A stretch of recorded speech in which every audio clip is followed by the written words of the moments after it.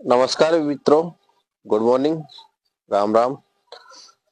मैंने आप सबके सामने एक वीडियो बनाया है जो मेरा थोड़ा सा काम करते टाइम मुझे याद आया, दिमाग में आई बात, तो मैंने 5 मिनट का एक वीडियो बनाया है। वो वीडियो अच्छा लगे तो आप लाइक करें और उसको शेयर भी कर सकते हैं। और तो आप देखें वीडियो को, शायद आपको अच्छा लगेगा। बेटी पर मैंने कोई वीडियो बनाया है कि एक बेटी का क्या महत्व होता है। लोग पंचायत करने में लगे हुए हैं, उस पंचायत को कितना हद तक सही होता है और नियम कहाँ तक सब सही होते हैं। तो आप देखें वीडियो को प्लीज। पंचायतें कर रहे हैं, मैं आपको एक खास बात बताता हूँ कि बेटियों का पैदा करना यही थोड़ी रहा है कि उनको दूसरे घर भेजने का।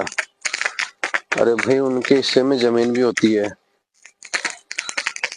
अगर आप खुशी से बेटी को घर से नहीं विदा कर सकते, उसका हिस्सा जो आप नहीं दे सकते हैं, जो भाई के बराबर एक बहन का हिस्सा होता है, ये तो नियम थोड़ा बना दिया, लेकिन जमीन भी बहन की होती है। तो उसके हिस्से का आप दहेज, ये जो भात जामना, ये सब क्या होता है? एक बेटी का हिस्सा होता है, बेटी के जीवन का हिस्सा। बाप के घर बेटी पैदा होती है तो उसके घर का हिस्सा बनता है ना। तो आप सब कुछ बंद कर रहे हो तो फिर उसका हिस्सा क्या हुआ? उसको तो एक पैदा किया और बस दूसरे घर डाला, यही हो गया ना। तो आप लोग समझे इस चीज को। बेटी को सिर्फ दूसरे घर भेजना ही ना समझे, उसका हिस्सा भी होता है, वो बहुत कुछ कमा के भी जाती है। और 18 से 21 साल तक बेटी जब होती है तो वो बहुत कुछ कमा जाती है, बेटों से काफी गुना कमा के जाती है कोई कोई बेटियां तो आप इसको बोझ ना समझे। बेटी के हक की जमीन होती है, तो जमीन के बदले उसे दहेज, मैं नहीं कहता कि ज्यादा दे, श्रद्धानुसार जिसका घर जिस तरीके का है वो दे सकता है, बाकी इसे बंद ना करे। मेरा मानना यह है, बाकी आप अपनी राय। बाकी बेटी सिर्फ पैदा करके भेजने तक नहीं होती है, बेटी का फर्ज काफी होता है। बेटी भी इतना ही, बेटे की तरह उतना ही वो जीवन गुजारती है, वही उतनी उसकी भी उम्र उतनी होती है। तो एक बेटी को ये ना समझे कि अपन विदा कर दें और खाली हाथ भेज दें। देना होता है दहेज, भात जामना, ये बेटी का हिस्से का जाता है।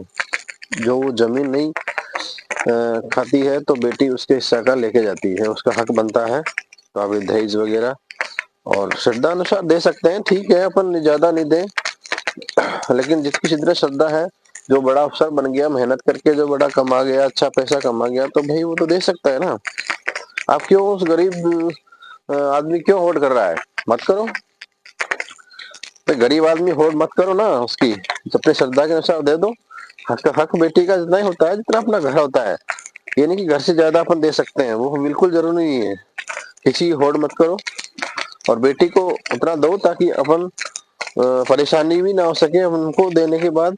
कई लोग ऐसे होते हैं, बेटी को कम कमजोर घर होता है और बेटी को बहुत कुछ देते हैं कर्जा करके, तो वो नहीं देना अपन को। लेकिन आपको ये समझना है कि बेटी को देना है। भाई बेटी पैदा करते हैं तो बेटी का हक बनता है, उसका हिस्सा होता है, घर में भी हिस्सा होता है, तो घर का हिस्सा आप उसको दो। दहेज वहेज बंद मत करो।